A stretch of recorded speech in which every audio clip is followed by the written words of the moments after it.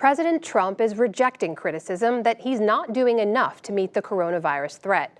Instead, he accused news outlets today of inciting panic, and he called a news conference to outline the administration's efforts.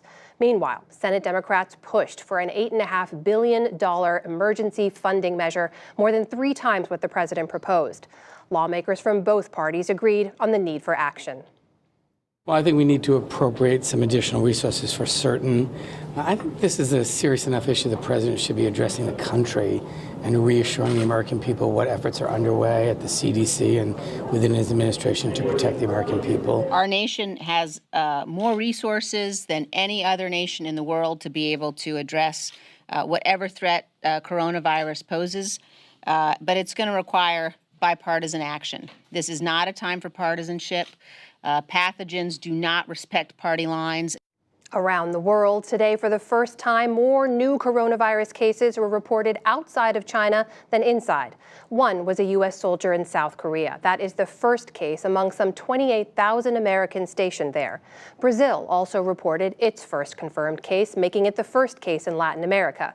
In Italy, infections continue to rise, leading soldiers to blockade some hard-hit northern towns. But in China, the outbreak continues to slow, and some restrictions are easing.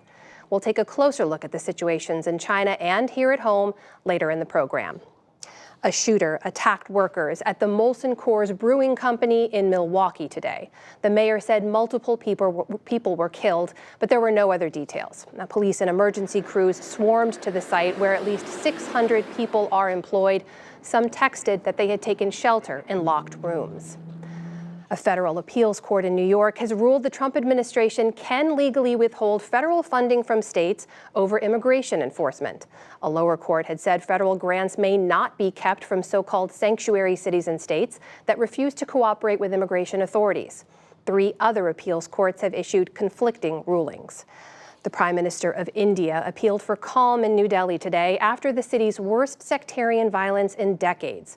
The death toll climbed to at least 24, with nearly 200 hurt in the last 3 days as Hindu mobs have attacked Muslim homes, businesses, and mosques. More of the injured arrived at hospitals today, and armed police patrolled the streets amid charred vehicles and burned stores. The riots and arsons started in the morning, and the cars that were parked here were set on fire, so people weren't coming out of their houses due to fear. People living in the streets were so scared that they didn't even sleep, and most of the people aren't stepping out of their homes. The violence erupted during President Trump's visit to India this week and grew out of protests over a new law granting citizenship for refugees of every major South Asian religion except Muslims. In Egypt, a military funeral with full honors was held today for former President Hosni Mubarak as the country began 3 days of official mourning. Mubarak's coffin, carried on a horse-drawn carriage, made its way as part of a procession through the streets of Cairo. Mubarak died yesterday at 91 from heart and kidney problems. Back in this country, President Trump's re-election campaign is suing the New York Times over libel over an opinion column it published last year. The piece, written by a former Times executive editor, alleged Russia helped the Trump campaign in 2016 in exchange for foreign policies that would benefit Russia.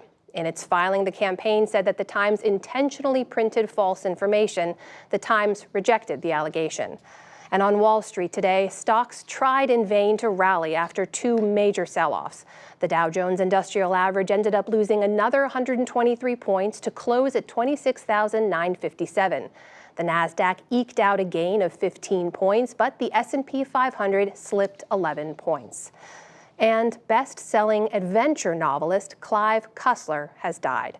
He passed away Monday at his home in Scottsdale, Arizona. Cussler wrote more than 80 books, including Night Probe, Cyclops, and Raise the Titanic. Many of his novels featured the intrepid explorer Dirk Pitt. Clive Cussler was 88 years old. Still to come on the NewsHour, how to fight a global outbreak. The U.S. and China try to contain the spread of COVID-19. Key takeaways from last night's Democratic debate as voters across the country prepare for Super Tuesday. A chronic condition and chronically undertreated, an inside look at migraine disease, plus much more.